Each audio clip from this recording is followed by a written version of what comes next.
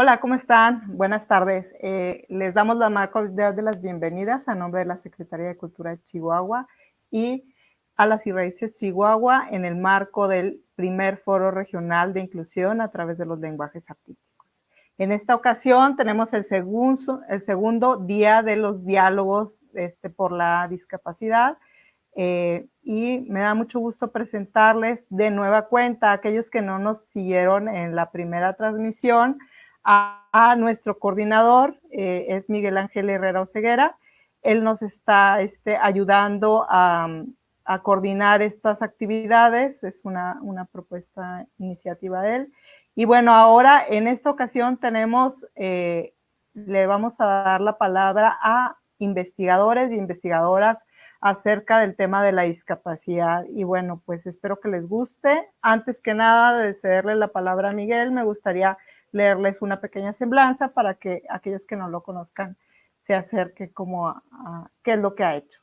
Bueno, Miguel Ángel Herrera Oseguera es gestor cultural formado por instituciones como la Universidad de Barcelona, la Organización de Estados Iberoamericanos y Conaculta, hoy Secretaría de Cultura Federal, y la Universidad Autónoma de Querétaro y la Universidad de La Salle. Es facilitador y docente del Sistema Nacional de Capacitación de Promotores y Gestores Culturales por la Secretaría de Cultura Federal. También fue director fundador del Instituto de Cultura de Jalpan, una de las primeras leyes de cultura para el municipio en México, y desde hace 7 años fundó Artesano Buró Cultural AC, plataforma para la producción de iniciativas en un campo hasta ahora poco atendido, el arte que surge desde la llamada discapacidad.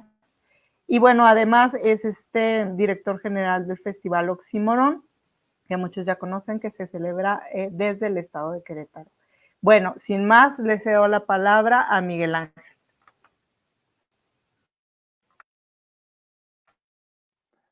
¿Qué tal? Muy buenas tardes a todas las personas que nos siguen, que nos acompañan a través de las redes sociales, de las instancias convocantes para este diálogo. Recordarles, estamos en los diálogos por la cultura en la discapacidad, inclusión o innovación. Y estos diálogos se hicieron con el objetivo de compilar información, difundirla, generar conocimiento, propiciar el encuentro y la posible construcción de redes entre agentes culturales que atienden a la discapacidad o que trabajan con la discapacidad en el arte, en la cultura. Así que me da mucho gusto estar aquí con todas y todos ustedes a través de esta plataforma, a través de las redes sociales, de las secretarías e instancias de cultura de los estados de Chihuahua, Coahuila, Durango, Nuevo León y Tamaulipas, los estados que están organizando este foro regional de inclusión a través de los lenguajes artísticos. Pues bien, vamos a dar inicio al programa que tenemos preparado esta tarde para todos ustedes. Espero que estén listos, que se vayan conectando a esta transmisión. Ya están nuestros panelistas preparados para compartir con ustedes pues ese conocimiento, esa experiencia que traen.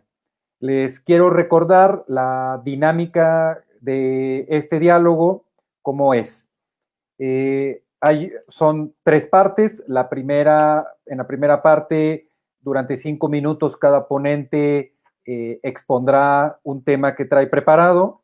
En la segunda tanda, la segunda ronda, dialogarán entre ellos. También durante 5 minutos, cada uno de los ponentes debatirá o comentará la exposición de sus compañeros panelistas, y hacia el final, en la tercera ronda, atenderemos comentarios y preguntas del público. Así que a todos ustedes que nos están siguiendo a través de las redes sociales, les invitamos a que hagan sus comentarios, sus saludos también, ¿por qué no?, y sus preguntas a los ponentes. Aprovechar que tenemos a estos panelistas aquí reunidos para que reciban sus comentarios.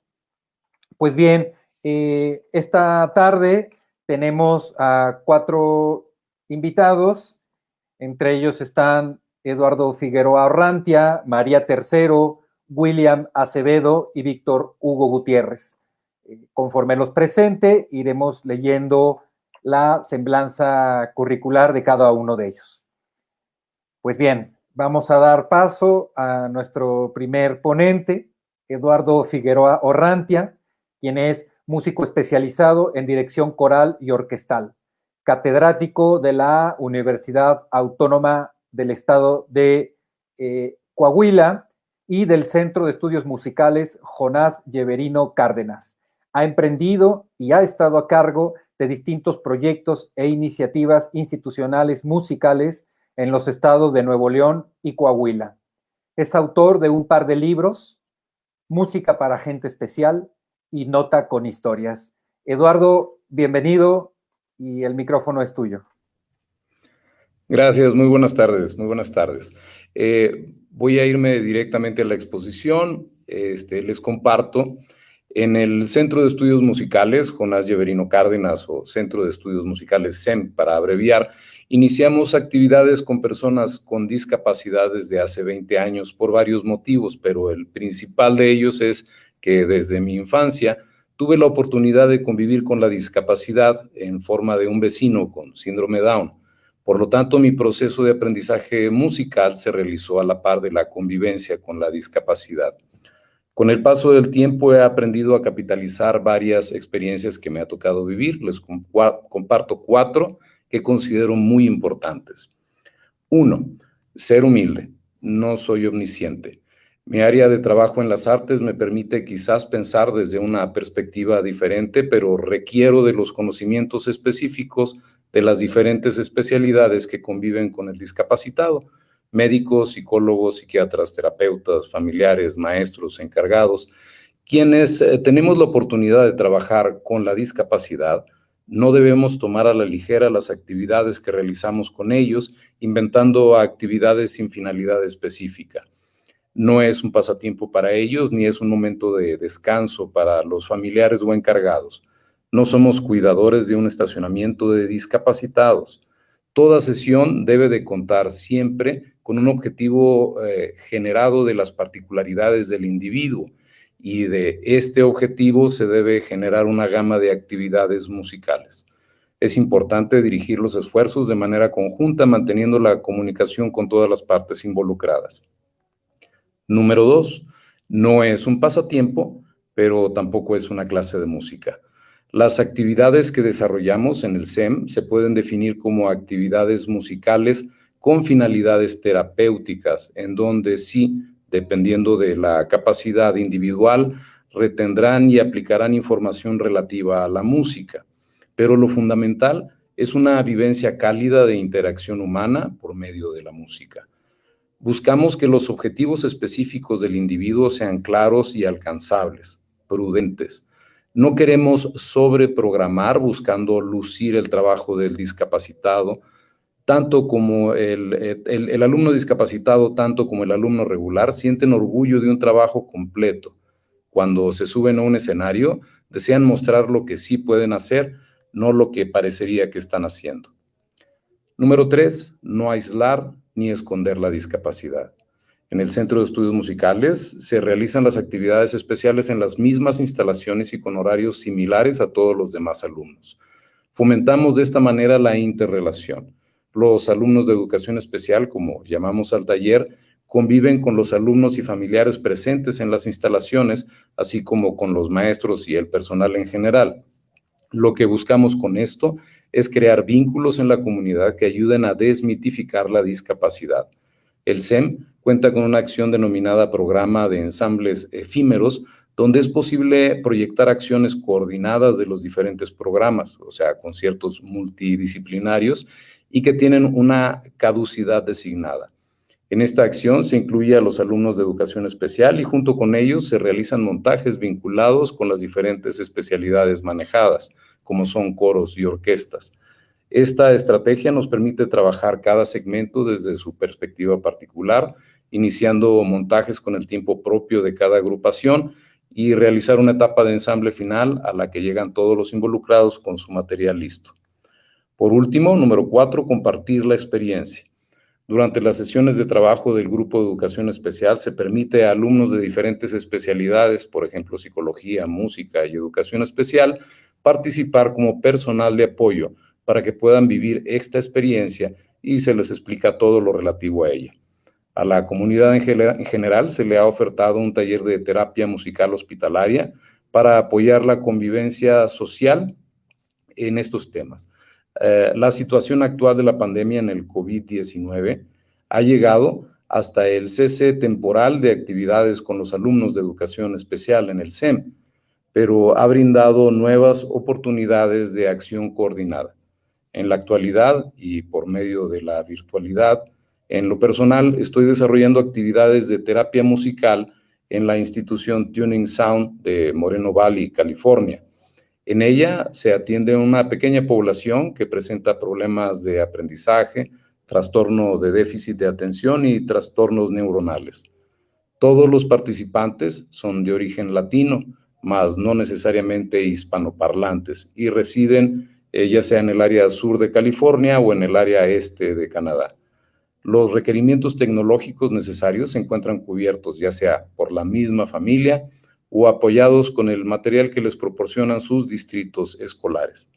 En la actualidad, me encuentro realizando, apoyado por exalumnos del Centro de Estudios Musicales que cuentan con especialidad en el área de la discapacidad, una investigación de propuestas de acción digital para la comunidad del Centro de Estudios Musicales aquí en Saltillo. Y pues bueno, estos son los 4 puntos que les quería compartir, que considero muy importante, y les agradezco la atención y la oportunidad de comentarlo con ustedes. Muchas gracias.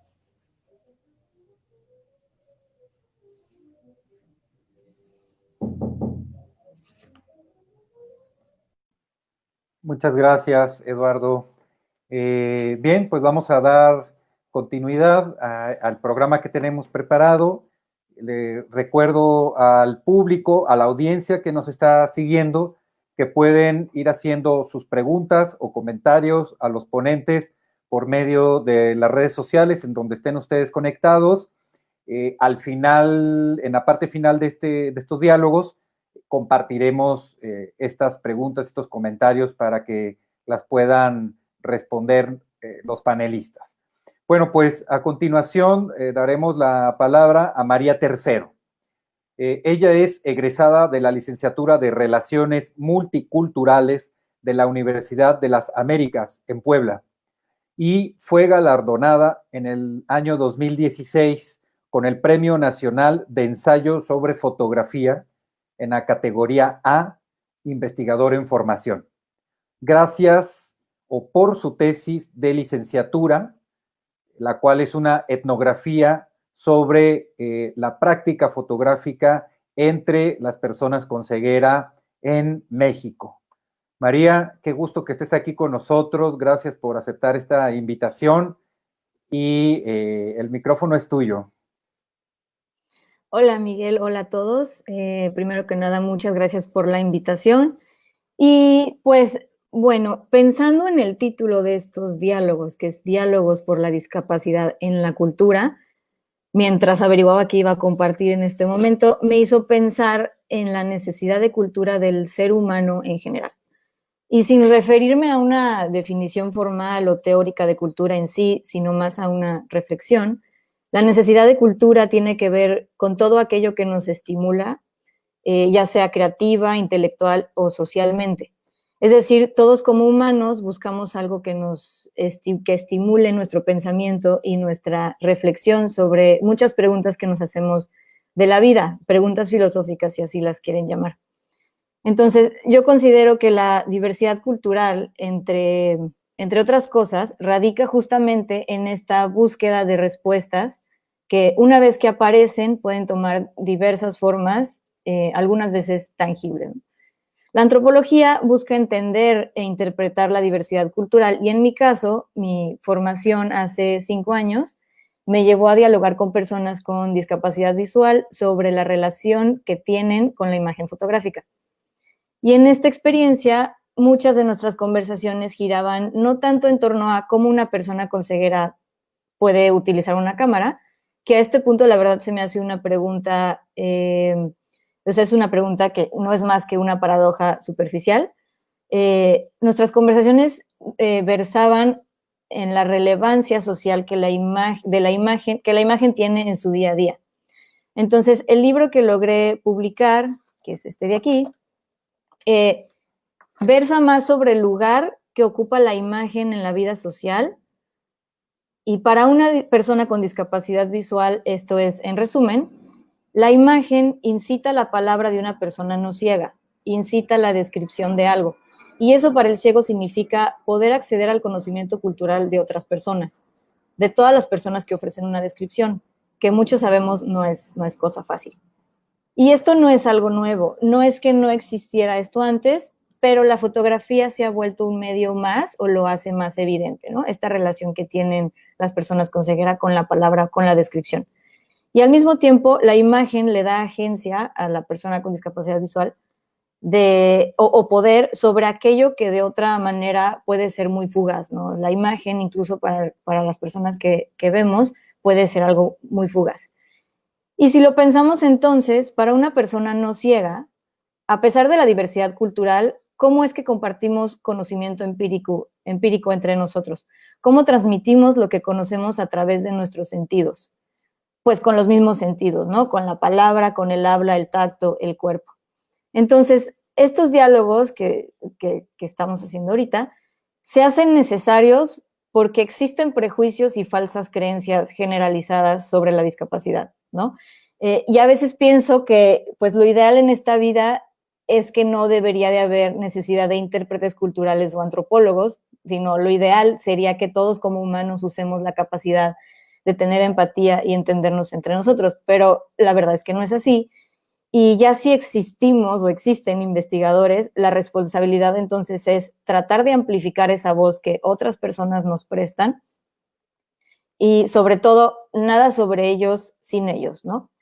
Y bueno, en fin, yo los invito a leer el libro, lo publicó el Centro de la Imagen, y en el libro encontrarán muchos testimonios de personas y amigos con discapacidad visual, porque nadie mejor que ellos para hablar de su propia realidad cultural, ¿no? Entonces, muchas gracias.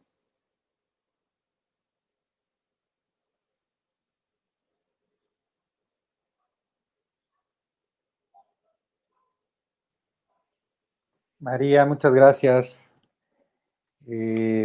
Pues vamos a continuar entonces con la tercera participación de esta primera parte de los diálogos. A continuación nos acompaña William Acevedo. Él es licenciado en diseño ambiental y también es licenciado en historia del arte. Además, es maestro en arquitectura por la Universidad de Puerto Rico. Ha centrado sus trabajos de investigación y colaboración con instituciones públicas y privadas en Puerto Rico, España y México, sobre todo con y para personas con discapacidad visual. En el año 2019 fue colaborador asistente de la maestra Sonia Soberats en el Festival Oxímoron. William, muchas gracias por aceptar la invitación. Qué gusto tenerte aquí. Adelante, por favor. Igualmente, ¿me escuchan muy bien? ¿Me escuchan? Sí te escuchamos, William. Es que a veces cuando pongo la bocina se escucha el eco. Así que perfecto, voy a iniciar. Gracias a las instituciones gubernamentales mexicanas, a los colaboradores y a Miguel Ángel, a ti por haber organizado tan valioso evento. También les quisiera enviar saludos a los compañeros del diálogo y a quienes nos ven y nos escuchan por las redes sociales. Luego, un poco pues para hacer una introducción de mi persona, luego de haber obtenido el título de maestro en Bellas Artes, comencé a preguntarme quiénes podían enseñarme a ver de otra manera, más allá de lo que ya era conocido para mí por mi formación en el área de la arquitectura y de las artes, y que en mis propias palabras yo definía como el ver a través de los ojos del alma. En ese momento entendí que sin lugar a dudas las personas ciegas podían convertirse en mis maestros. Por ello me embarqué en la aventura de querer conocerles y por eso comencé a formarme como maestro de alumnos con discapacidad visual. Al inicio de ese camino identifiqué la necesidad que existe de que los profesionales vinculados con la academia, los centros educativos y los espacios culturales reciban capacitaciones sobre las necesidades que tienen las personas ciegas o con baja visión y cómo comunicarse con ellos de una manera respetuosa y efectiva. Afortunadamente, el profesor José M. Álvarez, quien es una persona ciega y dicta los cursos del énfasis en discapacidad visual en mi universidad, por los pasados años ha logrado desarrollar proyectos de tecnología educativa en favor de la inclusión de los estudiantes con discapacidad visual en la isla.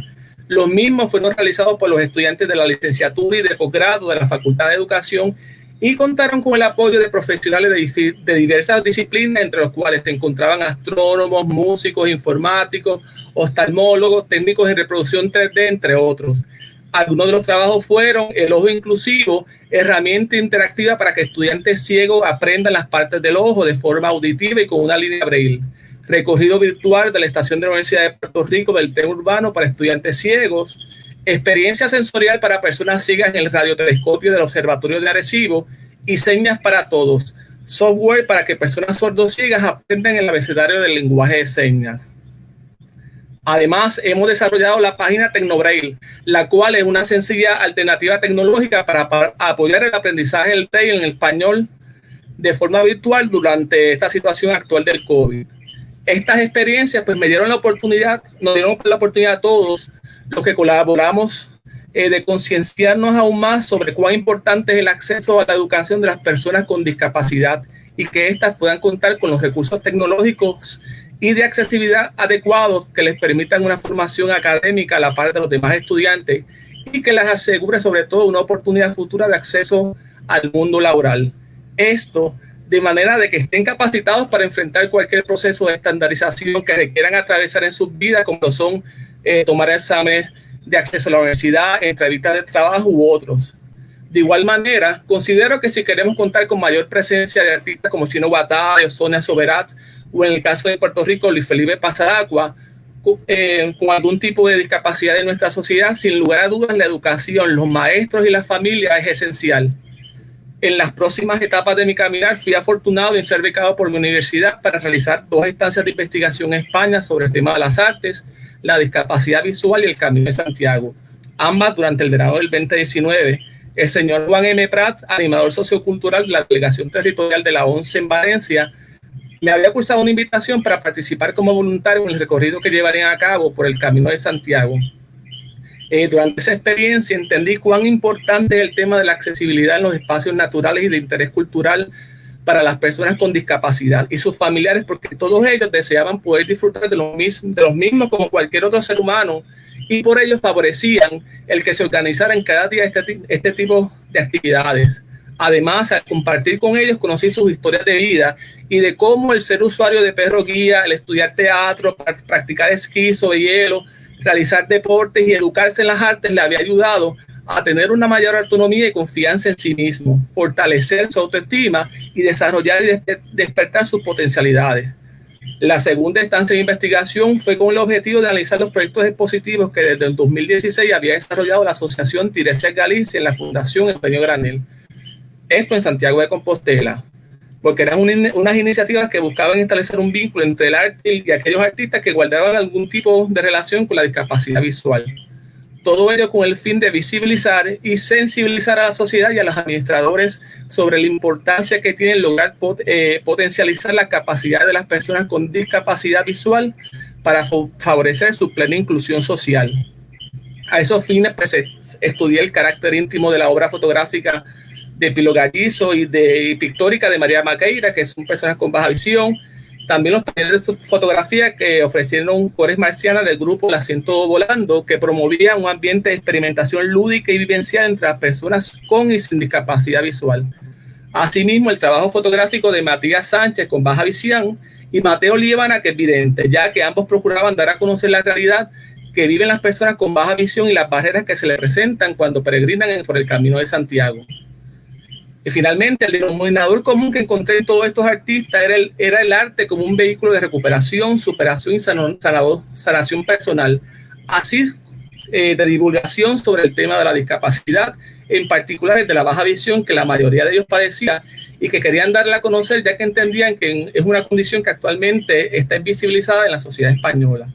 Además de cómo el espacio del museo podía convertirse en un gestor de la inclusión al promover estos artistas y generar actividades para estos fines. Cabe mencionar que los trabajos de cada uno de estos artistas fueron presentados como exposiciones individuales y en todas ellas siempre hubo alguna actividad educativa sobre el tema de la discapacidad visual.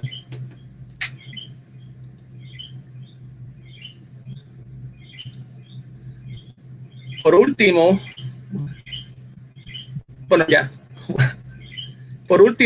quisiera comentar brevemente, ya atando el tema de la discapacidad de los museos, que en ese verano tuve la maravillosa oportunidad de visitar el Museo Provincial de Lugo para entrevistar a Encarna Lago, directora de la Red Museística de Lugo, y en Cerro Ángeles Miqueles.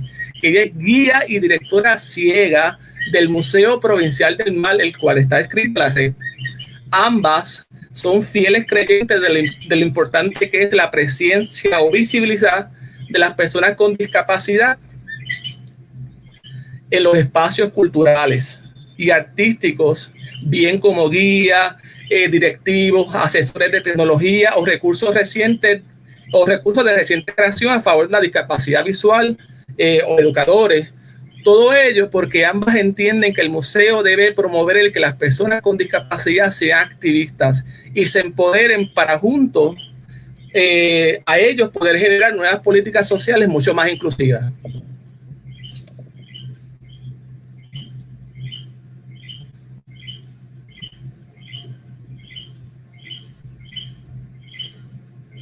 Ahí están viendo algunas imágenes de las cueres marcianas, de los cientos volando.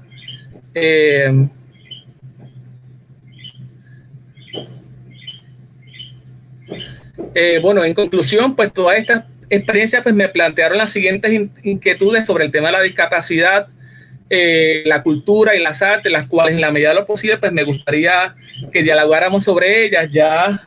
Ya de María Teixeira ya tengo algunas inquietudes, pero en mi caso particular me interesaba mucho que comentásemos sobre la importancia de difundir el trabajo artístico de las personas, de los trabajos artísticos que realizan las personas con discapacidad a través de festivales, encuentros. En Puerto Rico estaba muy lejano a lo que afortunadamente se ha logrado avanzar mucho en México. El que profesionales de esas disciplinas como María, historiadores del arte, se interesen en investigar sobre estos temas, reflexionar sobre los mismos y los documenten para que queden plasmados para la posteridad y documentados. El valor de la educación artística como medio para la convivencia social de todos y de todas a cualquier edad. La profesionalización del artista con discapacidad, bien ya profesional, porque haya perdido, por ejemplo, la visión adulta o ya en vías de desarrollo, que las entidades gubernamentales comienzan a ver la accesibilidad como un valor que añade, no que resta. Ya más adelante comentaré de mi experiencia relacionada con la accesibilidad y cómo favorece el turismo y las ciudades. Eso sería todo, Miguel. Muchas gracias, William. Muchas gracias por compartirnos. Pues bien, vamos directamente con nuestro cuarto participante, el último de nuestra lista y la última participación de esta primera parte. Él es Víctor Hugo Gutiérrez. Víctor nació con una enfermedad crónica degenerativa que lo discapacita progresivamente. Hizo el programa de licenciatura y posgrado en estudios latinoamericanos en la Universidad Nacional Autónoma de México, en donde ha centrado sus estudios sobre la representación de la discapacidad en el cuento latinoamericano del siglo XX en particular. Colabora con artistas con y sin discapacidad en proyectos que exploran las posibilidades creativas desde la discapacidad.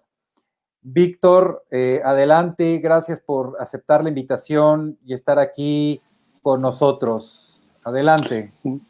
Muchas gracias, muy buenas tardes a todas las personas, las hermosas personas que nos están viendo a través de la pantalla, y también un saludo muy especial a Claudia Nieto, que es la intérprete de lengua de señas mexicana. Por lo regular siempre en este tipo de foros se olvida y se deja de lado el papel de los intérpretes. Y bueno, voy a iniciar esta compartición de saberes a través de, pues, una historia, ¿no? Creo que también a veces desde la investigación se toma muy en serio el papel, valga la redundancia, de seriedad que debe de tener toda investigación que se digne de serlo, ¿no? En este caso, la producida en las academias. Yo me voy a desligar un poco de ese papel un poco parco y gris del académico, del especialista, y más bien me voy a posicionar desde un cuerpo discapacitado generando conocimientos por medio de sus experiencias. E iniciaría con la siguiente, con una anécdota que, pues, cómo me pensaba yo de niño, ¿no? Yo quería ser un explorador. Y siempre que pensaba en la exploración, me imaginaba un territorio espeso, una jungla, ¿no? Y así se me iban las tardes imaginando cosas. Pues la exploración lleva un dejo de aventura y un continuo estar en movimiento. Sin embargo, conforme fui creciendo, pues esas posibilidades se fueron, digamos, desvaneciendo un poco, ¿no? Encontré otra forma de llevar a cabo lo que yo quería de niño, y fue, pues, a través de los libros, ¿no? De esos dispositivos que parecen puertas que nos llevan a otros mundos posibles, ¿no? Entonces me empecé a formar como lector y fue muy esencial para mí la literatura en algunas etapas de mi vida, sobre todo en esas etapas en las cuales estaba avanzando la enfermedad, se estaban dando cambios muy drásticos en mi cuerpo, lo estaba limitando, estaba perdiendo autonomía, dejé de correr, posteriormente dejé de hacer algunos movimientos corporales también. Entonces, pues la literatura fungió como ese bálsamo, por decirlo de alguna forma, que fue muy especial en esa etapa de mi vida. Haciendo rememoración de esto, pues me doy cuenta que la literatura, junto con las bebidas embriagantes, pues han sido siempre dispositivos de inclusión para mí, ¿no? A través de los libros y de estar compartiendo los tragos, he conocido a mucha gente, y muchas de estas personas se han convertido o he generado lazos de amistad muy profundos. Dentro de esta compartición de lecturas, de diálogos acerca de los libros que íbamos leyendo, pues fui descubriendo que había una historia que se contaba de manera elíptica, fragmentaria, que estaba por aquí, por allá, diseminada tanto en poesía como en cuentos, en novelas, y que tenía relación con muchas de las cosas que yo estaba viviendo en ese momento, que pues eran cuestiones relacionadas con la discapacidad. Entonces se me reveló ese tema, y pues ahí empecé a investigar, ¿no? Por ahí de mis 25, 26 años, igual me aventé a escribir, yo escribo ensayos muy ligados a todos estos procesos que voy viviendo, ¿no? Entonces, para mí la investigación parte precisamente de eso, desde la importancia que tienen estas actividades cotidianas que hacemos por lo común, ¿no? Y bueno, se me devela ese tema, encuentro una historia que se está contando, y que en temas sobre discapacidad en la Academia en México, pues ni se contempla, ¿no? En esa época, estoy hablando de hace unos 15 años, 12.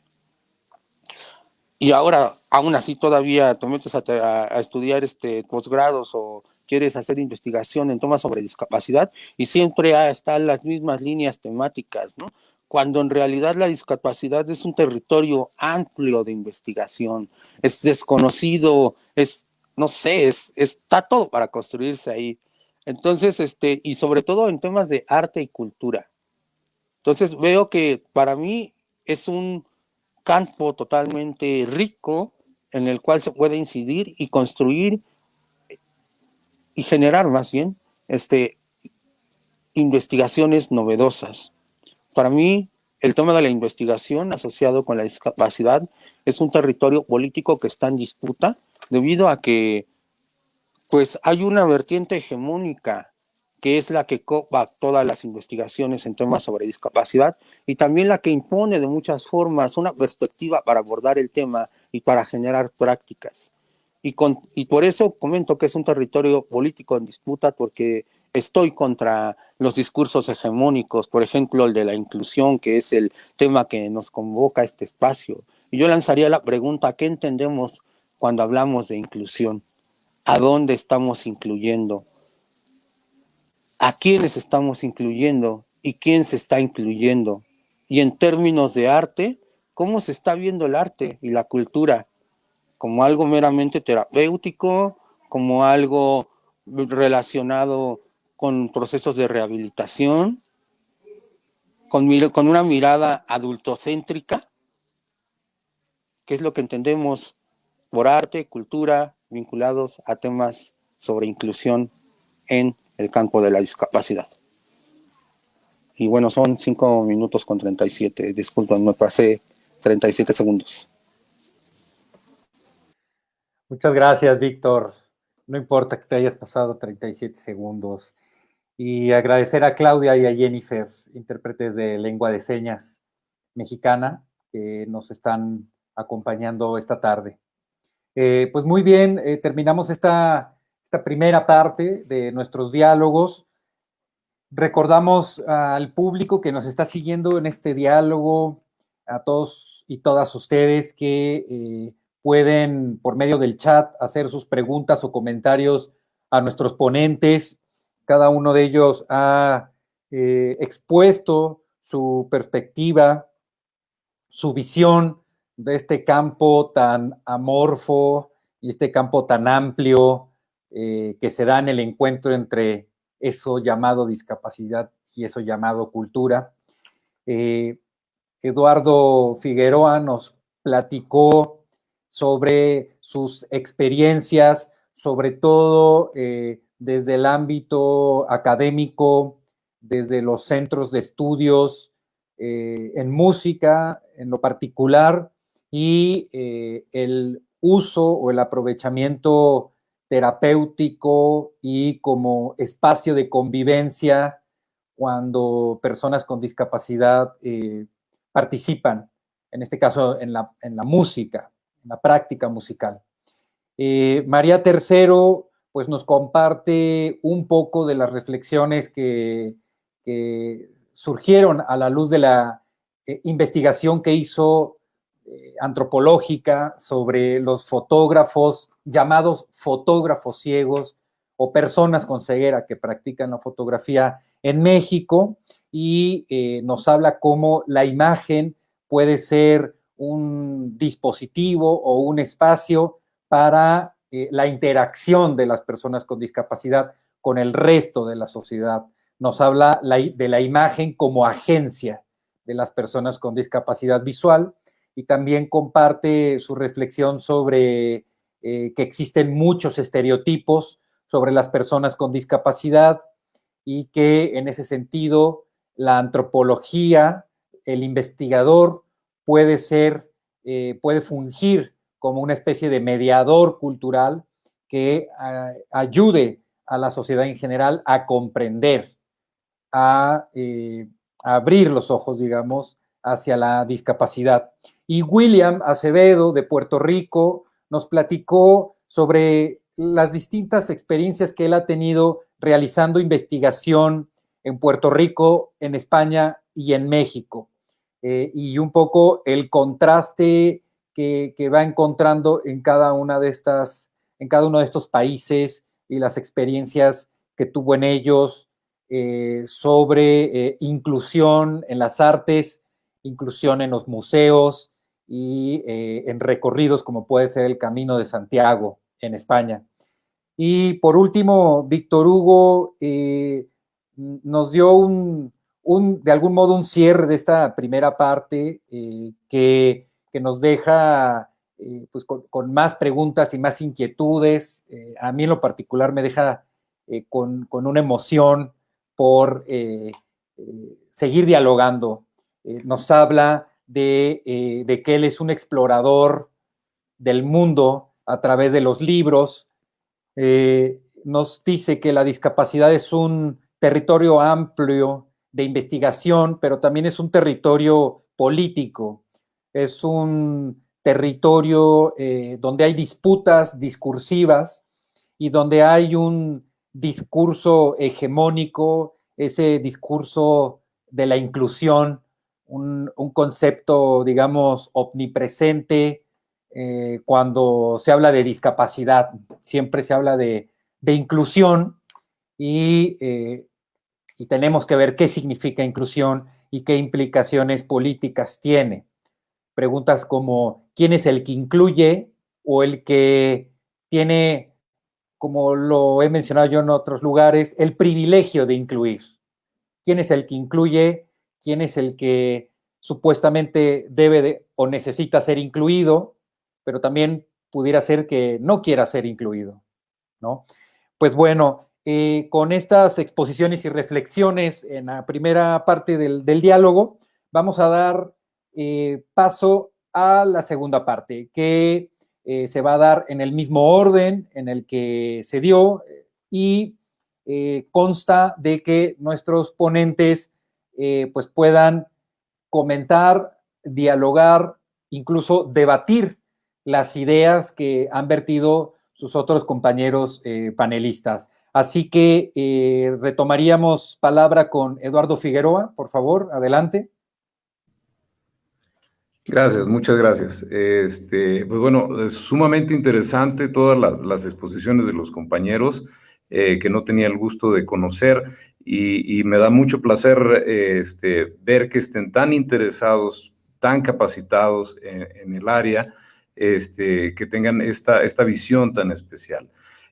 Como quiera, de todos, hay uno que me llama mucho la atención, un comentario de Víctor Hugo, porque él cierra su exposición precisamente diciendo a quiénes y cómo y quiénes se están incluyendo, ¿verdad?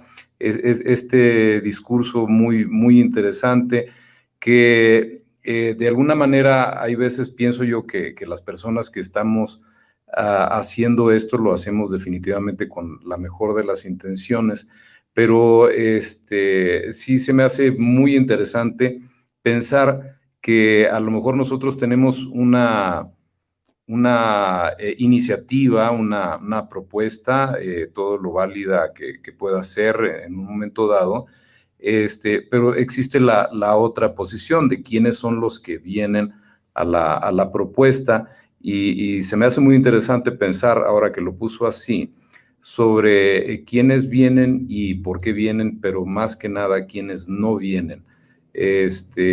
Yo pienso que con cada experiencia que vivimos con la discapacidad, cualquiera de ellas que tengamos, crecemos un poquito. Como lo comentaba yo en un principio, a mí me tocó convivir en forma de síndrome Down con un vecino y amigo con el cual empecé a trabajar estas cuestiones, si bien un poco lúdico, es decir, como me gustaba hacer música y él tenía piano en su casa, pues bueno, hacíamos música juntos y exploramos algunos detalles de la música y la discapacidad desde la perspectiva particular del síndrome Down. Pero después, al ir creciendo y al trabajar ya profesionalmente en la educación musical y abrir esta área, sí de repente entra la duda de por qué llegan, qué es lo que buscan, y más que nada la pregunta aquí será los que no llegan o los que no están buscando y a lo mejor ¿qué podríamos hacer?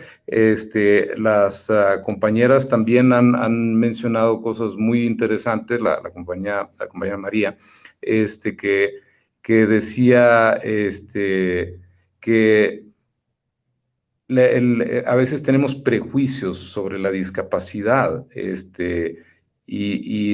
mi pregunta será, y no sé, ahí la dejo en el aire, alguien que la pueda contestar mejor que yo, los compañeros, si será posible que el prejuicio, aparte de estar de la falta de discapacidad, existirá de la discapacidad a la no discapacidad, y como decía William Acevedo también, el arte como vínculo de sanación.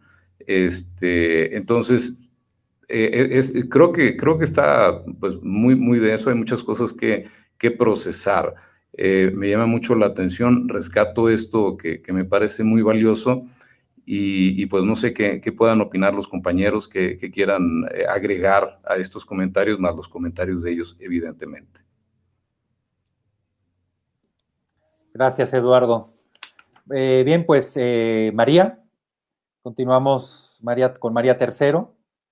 Adelante. Ok, gracias. Pues rápidamente para responder un poco a Eduardo, sí, claro, los prejuicios los tenemos todos, los humanos, o sea, todos tenemos una actitud hacia aquello que nos parece ajeno, sea que tengamos o no discapacidad, todos desde su posición cultural, desde su etnocentrismo, tenemos un prejuicio. La cuestión aquí es que yo creo que no nos han enseñado a identificar ese prejuicio que puede ser ignorancia. No sabemos cuestionar nuestra propia ignorancia.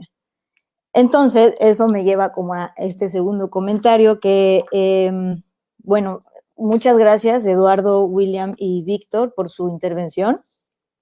Solamente me hace pensar que ¿por qué son tan importantes los espacios culturales? Ya sean museos, escuelas de música, parques, etcétera.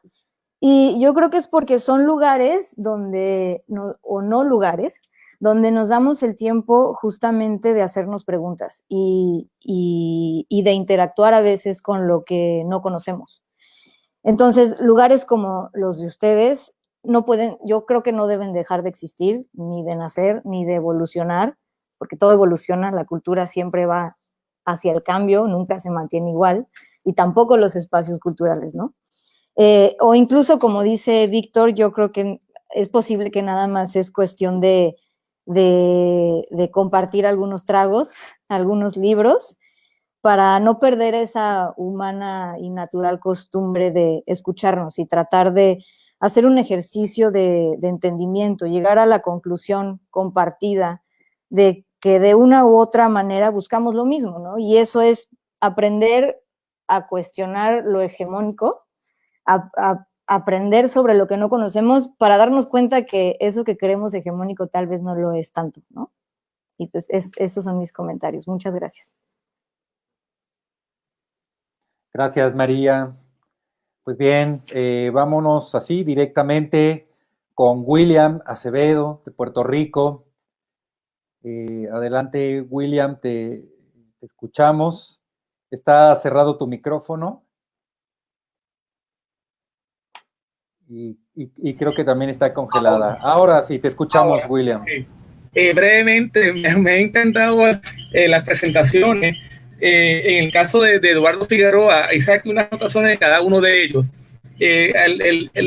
La importancia del tema de la humildad. Algo que a mí me fascina del tema de la discapacidad es que no hay manera de escaparse del trabajo colaborativo. Ese trabajo en comunión entre la persona con discapacidad y uno, y que ambos mutuamente trabajamos al unísono. Eso lo tengo bien presente en el caso de Sonia. Sonia necesita de sus colaboradores, pero los colaboradores también necesitan de ella, de su visión interna de mundo. Entonces, el tema de humildad creo que es fundamental, así que me gustó mucho escucharlo.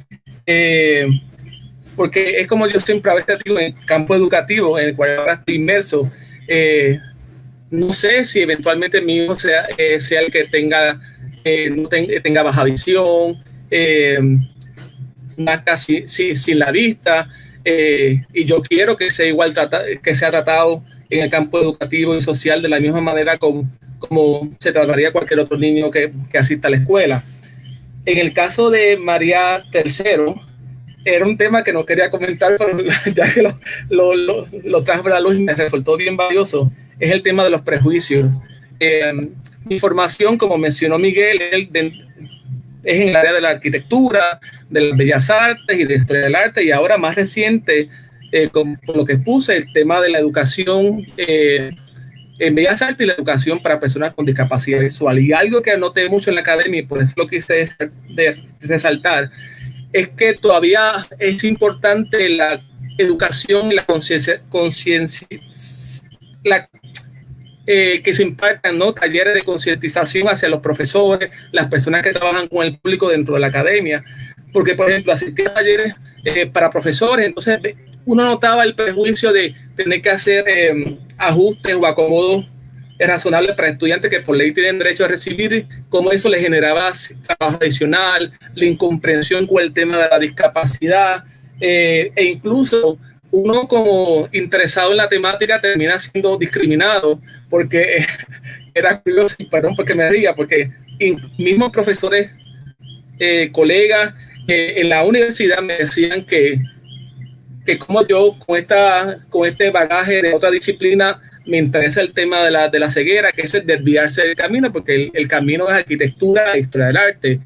Y ese sentido que aún profesores que se habían convertido en mis mentores me terminaban diciendo, William, pero es que yo no le veo la relación entre arquitectura, historia del arte, discapacidad visual. Entonces era algo como que para mí me resultaba hasta ilógico.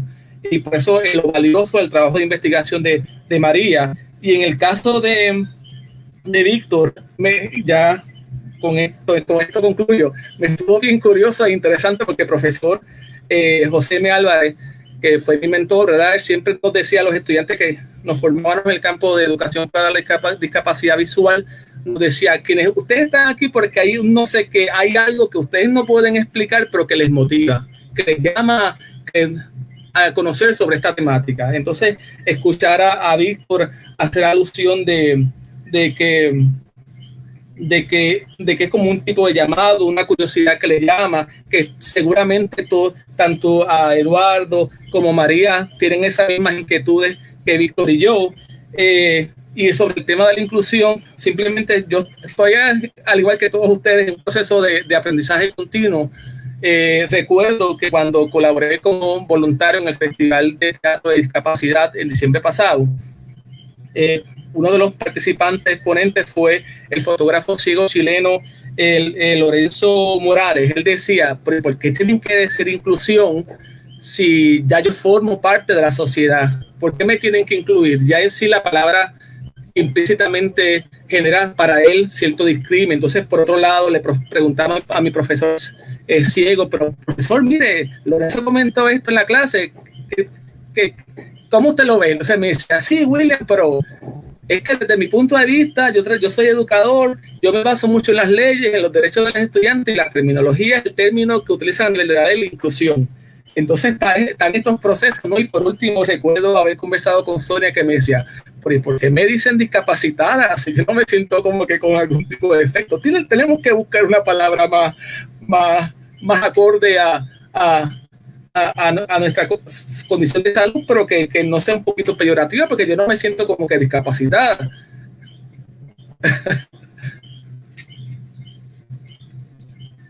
William, muchas gracias. Gracias, qué gusto escucharte. Y bien, pues vamos a, bueno, antes de pasar a la tercera parte, en donde vamos a leer además los comentarios del público, de la audiencia que está siguiendo esta charla, pues me gustaría rescatar algunas de las ideas principales que por aquí anoté de esta segunda ronda. Eduardo plantea algo bien interesante, ¿no? Sobre que, bueno, se reflexiona que hay prejuicios y estereotipos sobre las personas con discapacidad. Creo que se trabó un poquito mi señal. Nos habla de que hay prejuicios sobre las personas con discapacidad, pero ¿qué pasa? Y se pregunta él si también hay prejuicios y estereotipos de las personas con discapacidad hacia las personas con discapacidad. Me gusta como esta reflexión de ida y vuelta. María Tercero dice sobre o remarca la importancia de hacer preguntas, que además está en el ADN de los antropólogos, ¿no? El hacer preguntas. Y creo que es fundamental estarnos preguntando y buscando esas respuestas como en este tipo de espacios, generar los diálogos para construir este conocimiento que necesitamos, por lo pronto en este campo de la cultura y los que trabajamos con la discapacidad.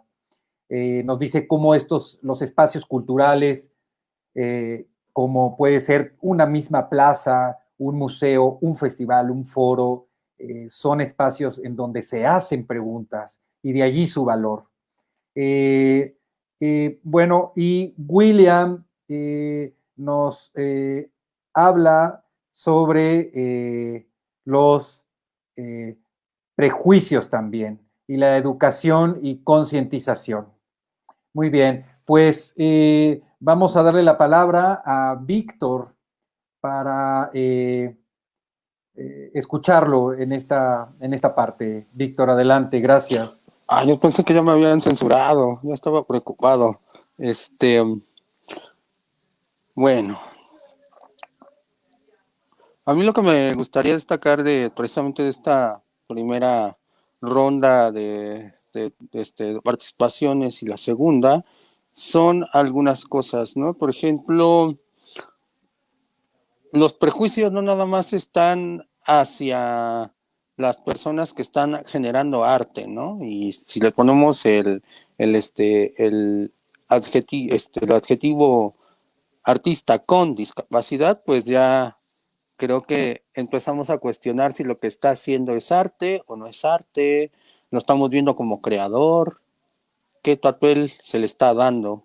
Y creo que desde ahí parte el prejuicio, ¿no?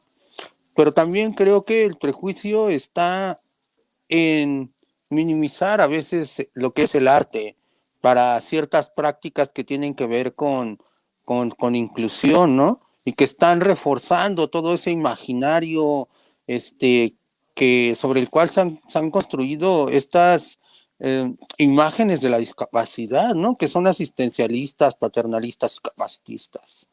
Creo que si no pensamos seriamente cómo estamos generando estas prácticas, pues vamos a seguir repitiendo y vamos a seguir excluyendo a todos esos sectores sociales históricamente excluidos, ¿no? O sea, creo que ahora es preciso hablar no nada más de la inclusión de las personas con discapacidad, porque creo que las prácticas de inclusión y las políticas de inclusión no nada más es para este sector de la sociedad, ¿no? Entonces, ¿cómo se están generando esas políticas de inclusión? Y creo que la mayor parte son paternalistas. Con respecto a algo que también se abordó, es al trabajo colaborativo. Y creo que eso es muy importante, no nada más en el campo de la cultura, del arte, sino a nivel sociedad, ¿no? ¿Cómo es que este modelo de capitalismo neoliberal que tenemos en la actualidad pone al individuo como el que está generando las acciones, ¿no? Cuando en realidad, pues, creo que todo lo que se hace es de manera interconectada con una o más personas, ¿no? Entonces, en este caso, el tema de trabajar con personas con discapacidad, en este caso, cuestiona precisamente ese modelo de ser humano que nos quiere implementar el neoliberalismo, ¿no? Y bueno, yo lo dejaría aquí. Quisiera más bien enfocarme a una de las preguntas, que creo que también este tipo de espacios es importante para que haya una interacción. Entonces yo con esto me quedo y mejor aprovecharía para generar ese diálogo con las personas que nos están escuchando o viendo al otro lado de las pantallas. Bien, Víctor, muchas gracias. Disculpa, casi me saltaba la siguiente parte. Y se me hace muy importante además tu punto de vista, donde hablas de esto de artista y que se le pone el con discapacidad, ¿no? Que además ha sido motivo de diálogos, de discusiones, de debates en distintos espacios, ¿no? En lo particular me ha tocado ahora que hemos estado haciendo estos talleres en las distintas entidades en donde se organiza este foro regional de inclusión a través de los lenguajes artísticos, y es un tema que se toca mucho, ¿no? Entonces, es conveniente decir artista con discapacidad, no es conveniente.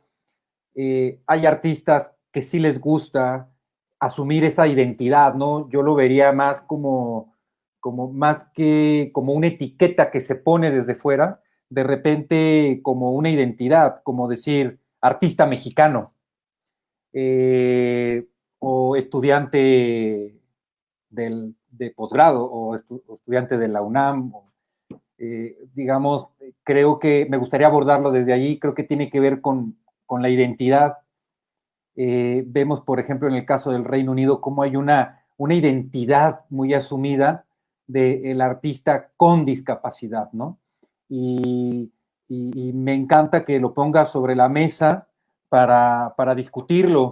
Veamos si también alguien del público se le ocurre también comentar sobre esto, ¿no? Pues bien, voy a leer algunos comentarios y preguntas que hacen la audiencia a través de las redes sociales. Y tenemos a Claudio Enrique González, dice: hola, buenas tardes, saludos a todos desde Tampico, Tamaulipas. Saludos a Miguel Ángel. Gracias, Claudio.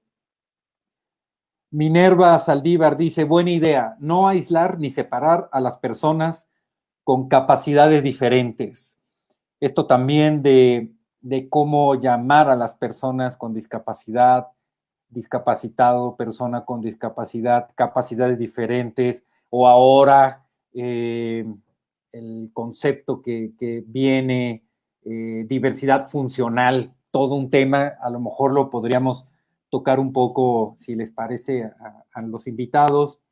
Juan Galán dice: claro, es el proceso más idóneo mediante la sociabilidad.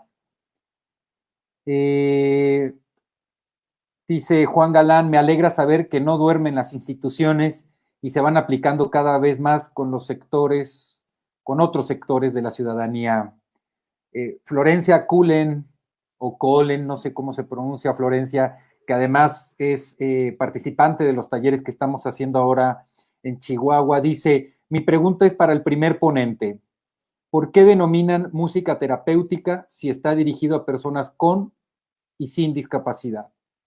Yasmín Delgado dice: para María, ¿en dónde podemos acceder al libro? Por ahí, ponentes, les pido si van anotando comentarios, preguntas que aludan directamente a lo que ustedes comentaron. ¿Quién más? Dice Leticia Rosales: buenas tardes, excelentes ponencias, felicidades, un gusto el conocer a William y a Víctor. María de la Luz Posada: buenas tardes, qué bien por Víctor, la lectura como herramienta para fortalecer la resiliencia. Además, María de la Luz, que es promotora de la lectura. Mague Flores: ¿el ponente Víctor ha escrito libros? Si es así, ¿dónde se consiguen? Para Víctor también, Yasmín Delgado: ¿cómo estaría operando el capacitismo en el arte? Muy buena pregunta, Yasmín. Y si me lo permites, Víctor, que para quien no estuviera muy familiarizado con el concepto capacitismo, que nos pudieras explicar un poco a qué se refiere. Miguel Ángel León, fotógrafo, dice: saludos a María, admirable su juventud y su investigación, me encanta. Y saludos a William también. Saludos también a ti, Miguel Ángel. Cintia, gracias por la invitación. Dirección de Educación Especial Federal presente. Juan Rafael Carrillo, buenas tardes, muy interesante las disertaciones, aportan bastante conocimiento, felicidades a los organizadores. Saludos a todos desde la comarca lagunera. Saludos. Claudio Enrique González: considero que es importante el darle impulso a este tipo de foros y espacios en el que se dialogue sobre el arte, la cultura y la discapacidad. El arte en sí mismo es una ventana a los conocimientos emocionales que solo allí los discapacitados los podemos expresar. Muchas veces no importa el resultado, sino lo verdaderamente importante es el proceso creativo y todas las emociones que se experimentan durante ese proceso.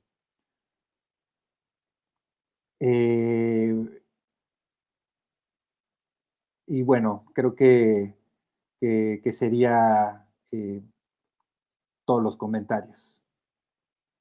Adelante, pues empezamos respondiendo y comentando esto que nos comparte la audiencia. Comenzamos con Eduardo Figueroa. Adelante, Eduardo.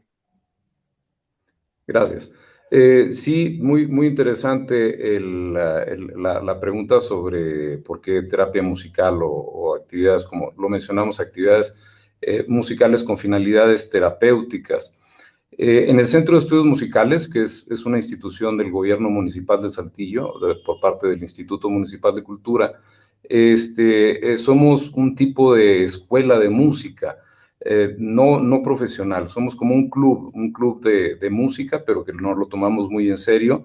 Tenemos diferentes especialidades, es decir, por ejemplo, tenemos orquestas juveniles, tenemos coros, tenemos rondalla, tenemos piano, y tenemos actividades para adultos, y tenemos este trabajo con la gente con discapacidad.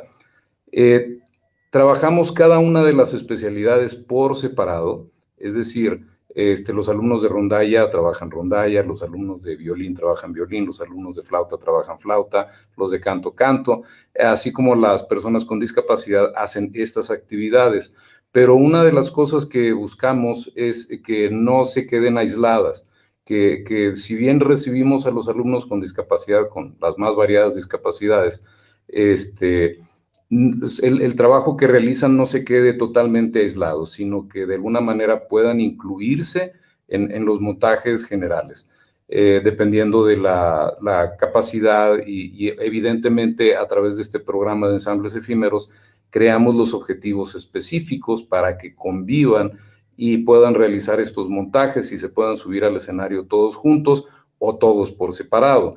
Es decir, la idea es no separarlos como algo ajeno totalmente al resto del trabajo del Centro de Estudios Musicales, pero como igual los alumnos de violín toman clase con los alumnos de violín y los de guitarra con los de guitarra, los de educación especial con educación especial, pero a la hora de realizar los montajes, sí los juntamos a todos para que de esa manera puedan sentirse parte tanto los alumnos de educación especial como los alumnos de no educación especial, que no tengamos etiquetas, que todos seamos alumnos del Centro de Estudios Musicales, más allá de la especialidad que estoy tomando. No sé si contesté eso a la pregunta o alguien quiera comentar algo más.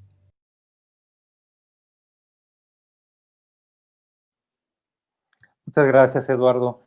Pues bien, estamos en la última parte de este diálogo. Nuestros ponentes van respondiendo a sus comentarios y preguntas que hicieron a través de las redes sociales y continuaríamos con María Tercero, por favor. Pues nada más para decirles que ya compartí la liga de acceso para el libro, se puede consultar gratis en línea. No se puede descargar, pero se puede, aparece ahí una plataforma para leerlo en línea, y si quisieran el libro en físico, que es así de este tamañito, se consigue en librerías Educal, que creo que hay varias en el país. Si no lo encuentran, creo que se puede marcar al Centro de la Imagen directamente para preguntar si todavía tienen algunas copias. Y pues nada, solo devolverle el saludo afectuoso a mi querido Miguel Ángel León, que fue una de las personas que me compartió mucho para redactar la tesis y el libro, entre otras personas, ¿no? Que también forman parte del Buró Cultural en Querétaro, otras personas en Oaxaca, en la Ciudad de México. Pues les mando un saludo muy afectuoso y los recuerdo con mucho cariño.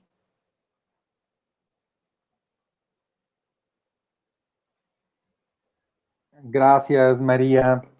Bien, pues continuamos con William Acevedo, desde Puerto Rico. Está cerrado tu micro. Te escuchamos, William. Ahora, yo simplemente pues quería un poco comentar que ahora que estoy embarcado en el viaje de formarme como educador para estudiantes con necesidades especiales, cada día me doy cuenta de cuán seres únicos e irrepetibles somos. Así que la vida es tan blanco y negra, tan estandarizada como quizás nos han hecho creer. Y lo comento tratando un poco con el tema de cuál sería la terminología correcta. Yo no tengo la respuesta, porque a veces cuando en ese proceso de diálogo con las personas con discapacidad, te das cuenta que cada uno tiene su manera de concebir el mundo. Ya comenté el caso de Sonia, pero en el caso de mi profesor ciego, yo le he comentado, profesor, pero porque a usted no le gusta el tema de la diversidad funcional, me decía, pero es que ese término yo no me siento que estoy identificado como persona ciega, es muy amplio. O está el otro término que también a veces utilizan, el de capacidades diversas. Entonces a otras personas te dicen, pero ¿cuál tipo de capacidades diversas? Entonces, así que a veces siento que todavía estamos en ese proceso, ¿no?, rico de aprender del otro y ver los puntos de vista de las demás, ¿verdad?, personas. Y recuerdo, quería comentar sobre el tema de la exclusión dentro de la misma discapacidad.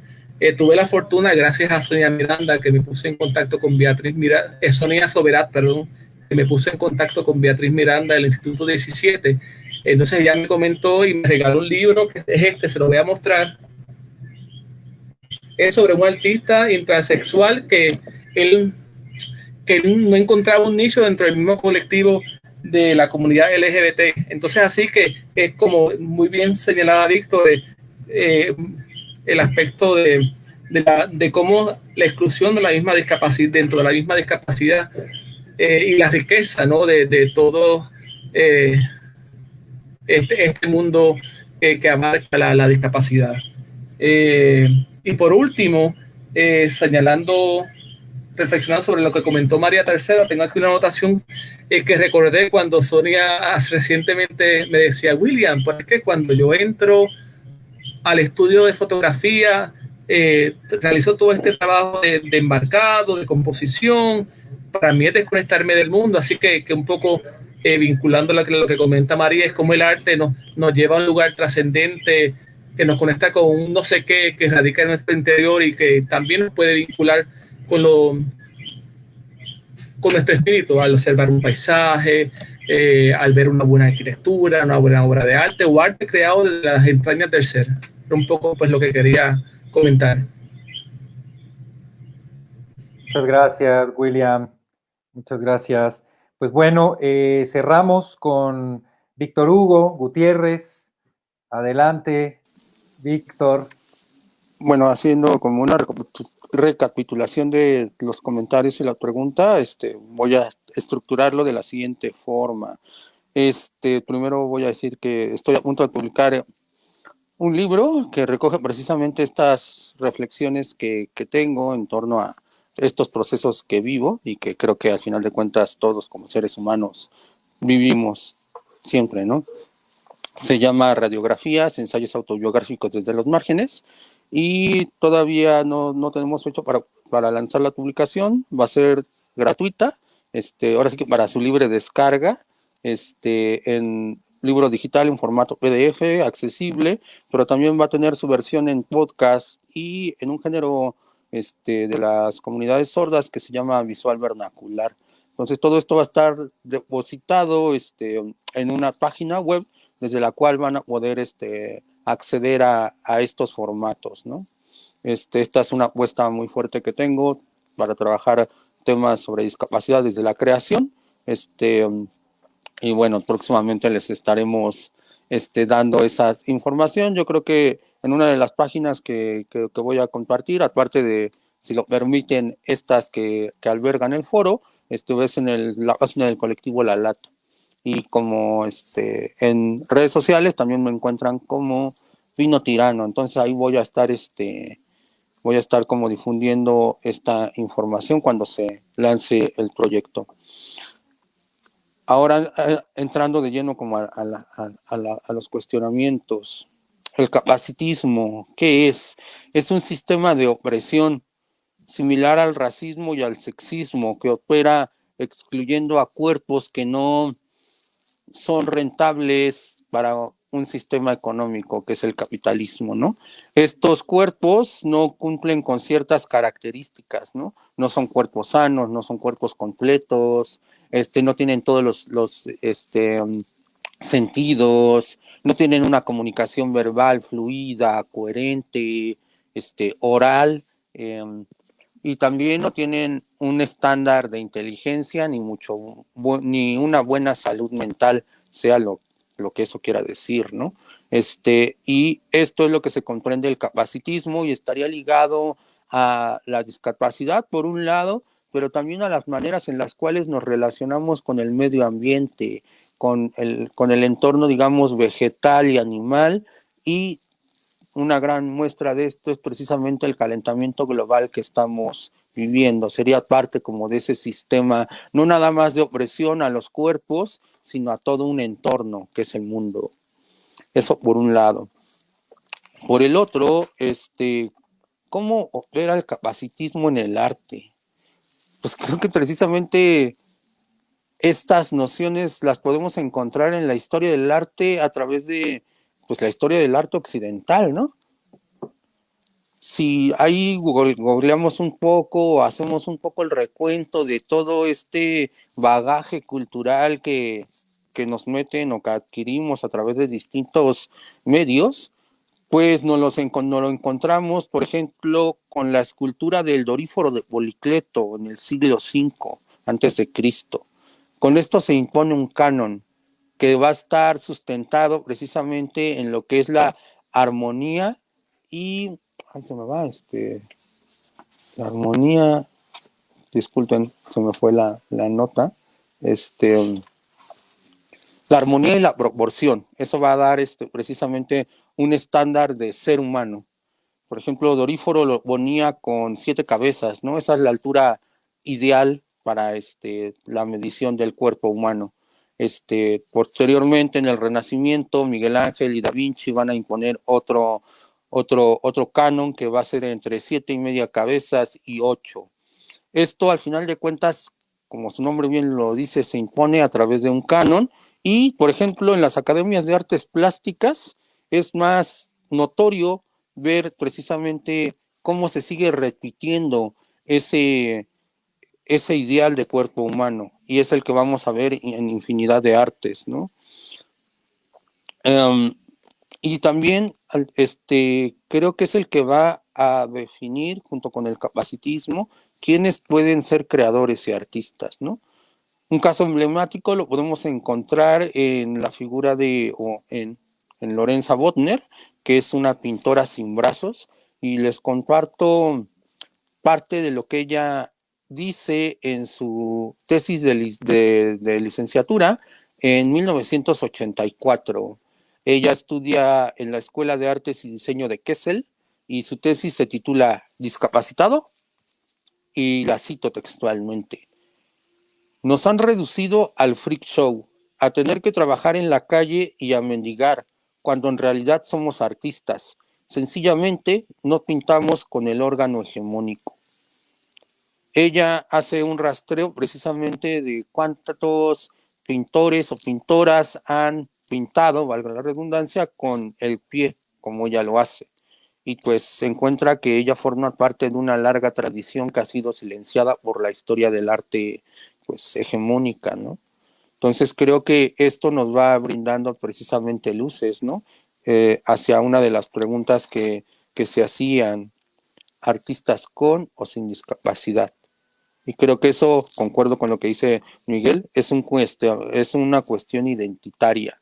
Para mí creo que sería potente si es que se logra generar comunidad, porque eso al final de cuentas va a mover las políticas públicas tal cual se conocen, y se va a abrir precisamente estos medios de producción y estos apoyos, aunque ahorita han sido reducidos en esta administración, para creadores y creadoras con discapacidad, ¿no?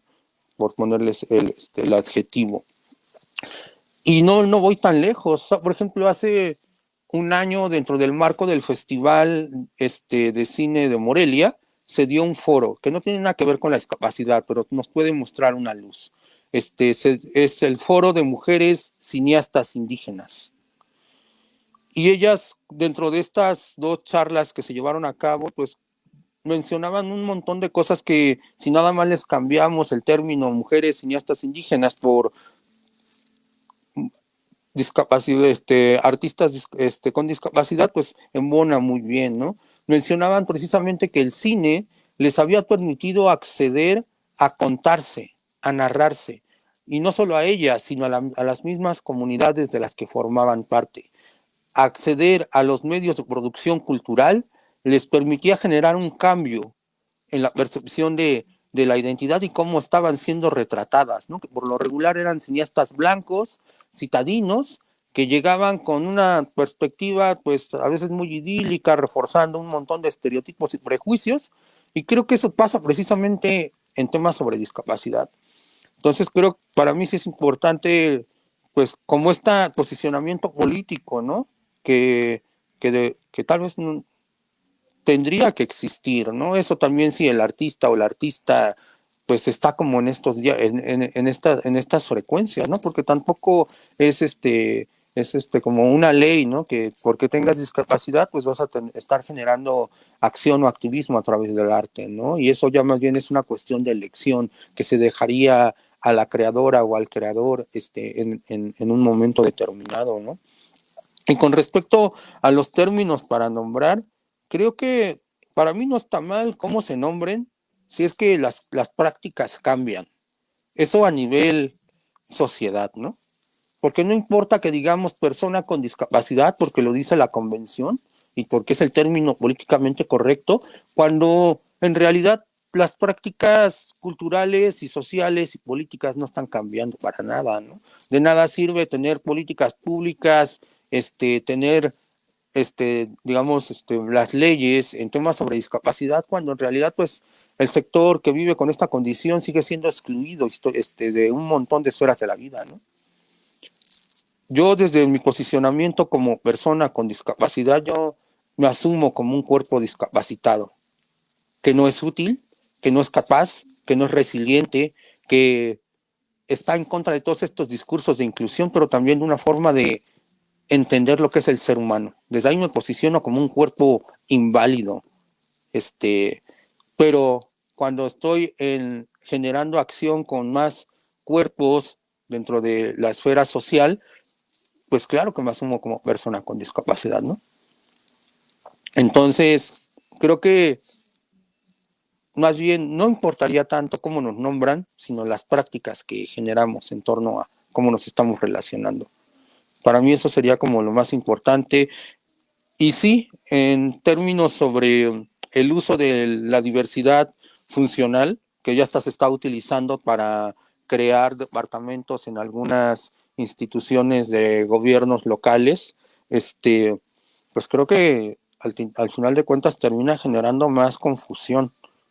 Y a veces se utilizan este tipo de términos sin tener un conocimiento claro de dónde surgen, por qué surge y por quiénes surgen. El término diversidad funcional creo que opera muy bien dentro del Estado español para un sector de esa población con discapacidad que se asume como desde el movimiento de la diversidad funcional, pero creo que para otras latitudes y sobre todo para políticas públicas yo lo cuestiono. Entonces creo que esas serían como las cosas que tenía que compartir hoy. Víctor, muchísimas gracias por todos estos comentarios y respuestas que diste a las preguntas, tanto nuestras aquí en este foro como a la audiencia, al público que nos siguió. Pues bien, con esto terminamos esta segunda mesa de diálogo por la discapacidad en la cultura, una mesa en donde tuvimos la participación de investigadores que, sobre todo desde las universidades o centros de investigación, han estado desarrollando un trabajo. Pues agradecemos a todos los panelistas, a Eduardo Figueroa, María Tercero, William Acevedo y Víctor Hugo Gutiérrez. Muchas gracias por acompañarnos, por aceptar la invitación y agradecer también a toda la audiencia, al público que nos estuvo siguiendo, que hicieron sus comentarios. Los invitamos a la siguiente mesa, que será este sábado, 28 de noviembre, a la misma hora, 4 de la tarde, tiempo del centro de México, 3 de la tarde, hora en Chihuahua, y los invitamos. Esta tercera mesa, que será el viernes, vamos a tener invitados a gestores culturales que desde ese campo profesional han trabajado con discapacidad. Pues bien, a nombre del Foro Regional, queremos agradecer su compañía y le damos la palabra a Luisa Ortega, de la Secretaría de Cultura del Estado de Chihuahua.